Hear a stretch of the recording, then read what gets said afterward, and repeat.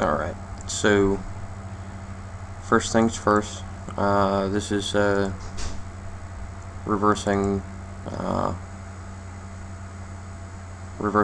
Windows patches tutorial. We're looking at the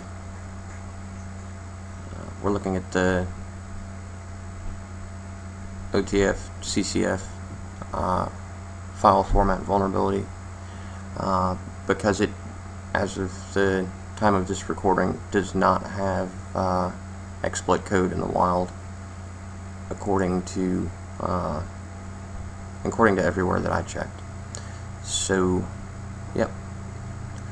Alright, we're probably going to do this in a couple of stages, but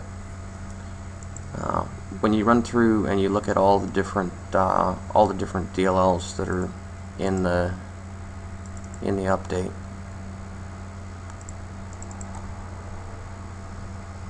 you've got 1, 2, 3, 4, 5. You've got 5 files that are in the update.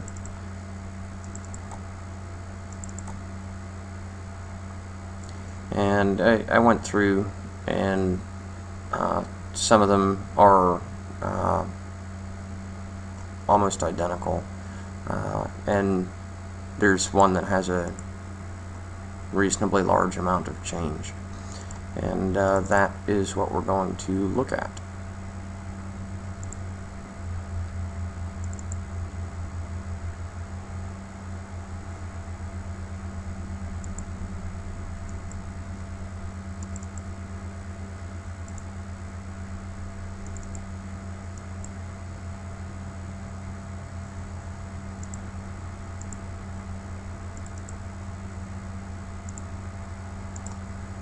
Alright, well, evidently a file got corrupted or something, so we'll be doing part of what I already had done again.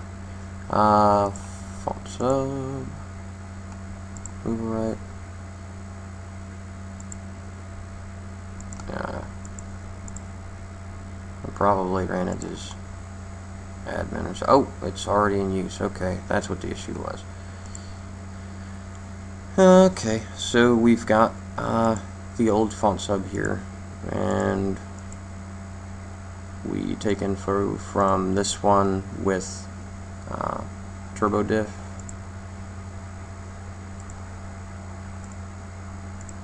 compare with the new one,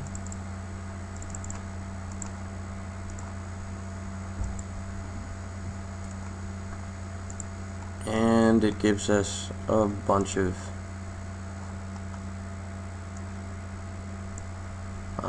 identical functions. It lists this one as suspicious, which, you know, it is sort of. This is the new one.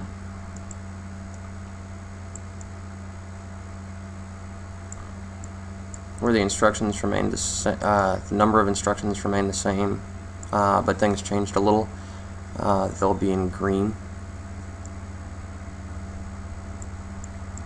When the number of lines changed, that'll be in yellow. It notes this one is suspicious, and the thing that I noticed when looking at these is that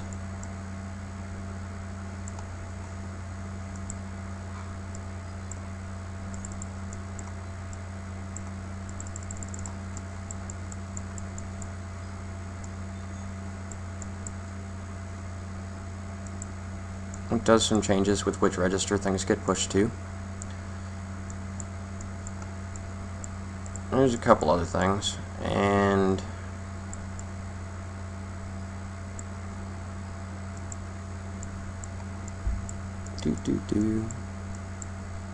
they both call get number of glyphs, and then this one calls make keep glyph list with a different number of arguments than this one does, and the old one passes one less argument, and the new one pushes a 1 to the end of that, pushes a static 1 to the end of that function. So might be a function to look at.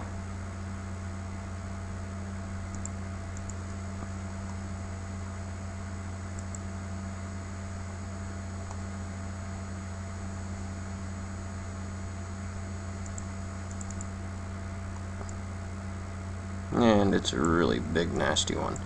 Alright, let's see.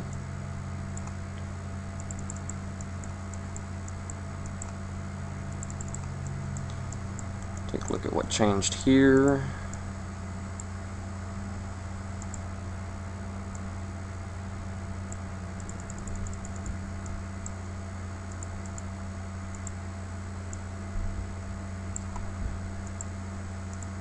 And you can see that essentially what is getting this one confused is that there's a, let's see, ensure non-empty glyph table, and then it does some things, test SI against SI. Yep.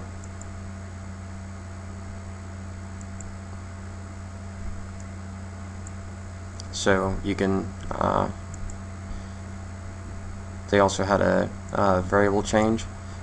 It should have matched these, and the line would have been, but it doesn't because of I think because of an unconditional jump. I didn't go all the way to it in memory, but I would think that it's an unconditional jump from here to here.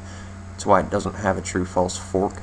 It just goes here, and it's an error in, well, it's not an error in parsing the basic blocks, but it's something with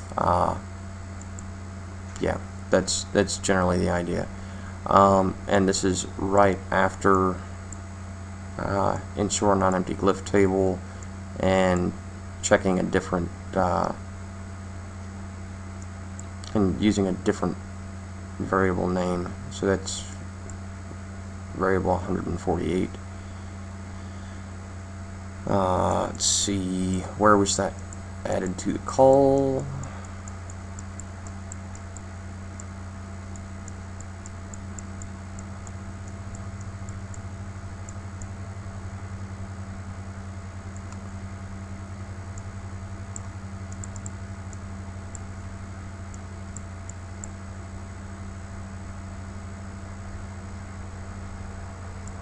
Yeah, anyway.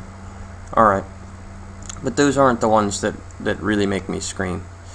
It looks like they might be checking to see if the glyph table is empty a little bit differently. It also looks like they, well, let's go back at that one more time. If we wanted to see what they were probably trying to do with the changes, we would look for the last argument. The one that was yeah, we try and trace the last argument in memory, but that's something that's way easier to do debugging than it is to do in disassembly. So, alright, there's that. Mod name changed a little. We lost one function. Everything else remained the same.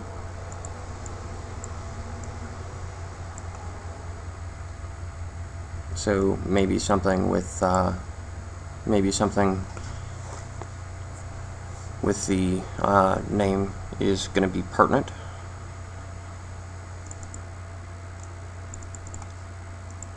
No. Alright.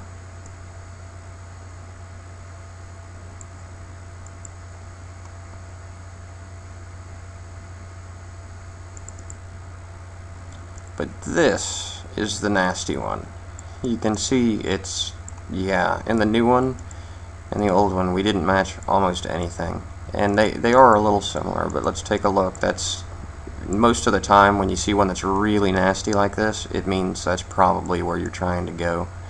And we see some memory allocations and type conversions, so those are probably it's probably an interesting file.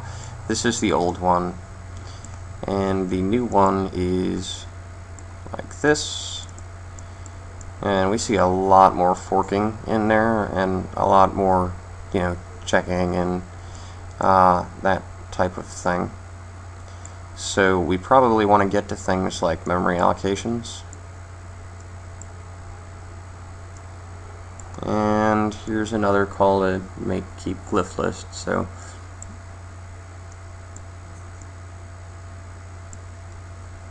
yeah, there's a lot of memory allocation code in here. So what we might want to do, and you know, get number of glyphs is there. So that might, anytime you've got a number of something, like, let's see, it can be used, later on to try and, walk an array in assembly. And in this one, they don't even call get number of glyphs. So that's probably the number of glyphs is probably pertinent. But those are this is a function I'm thinking we're going to want to breakpoint on.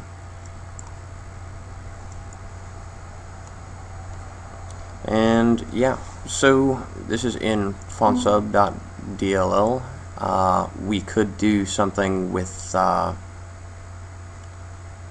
loading it up in a debugger and calling the functions directly. So what function are we going to call?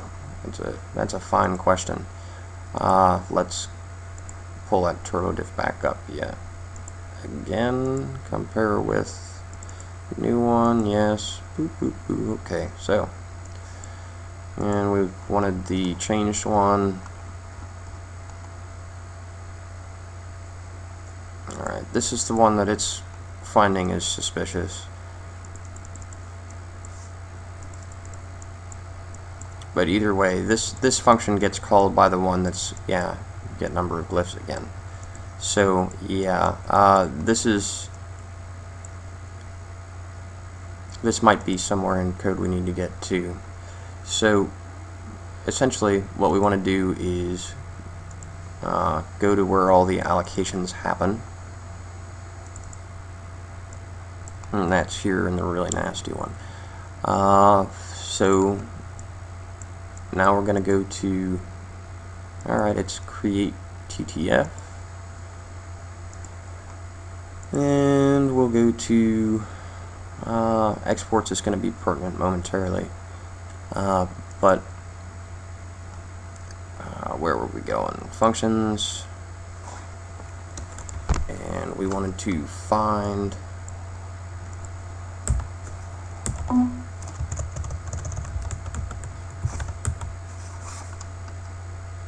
I'm recording this in a lower resolution than I'm used to working in, so I can't see anything. But it's to make the text bigger so you guys can see stuff. Alright, create delta TTF. And if we do it on this one too, it'll show that we passed through this function to get to this function. So we could do it either way. Jump to it in the code.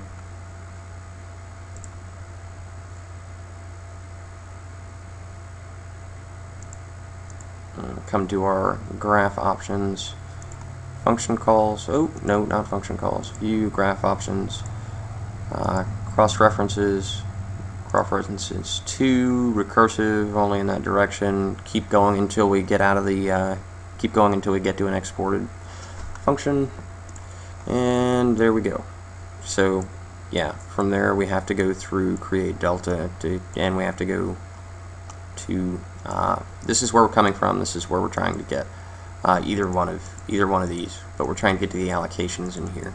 So yeah, create font package is the exported one we're going to be working with.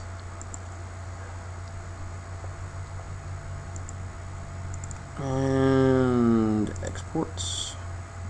So create font package. When we go to this in functions window, turn it off.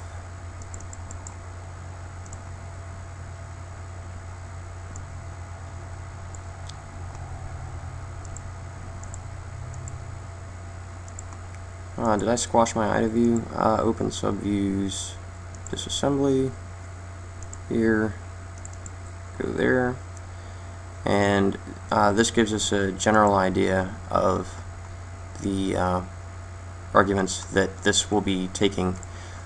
If we want to call it directly, we need to set up the stack accordingly,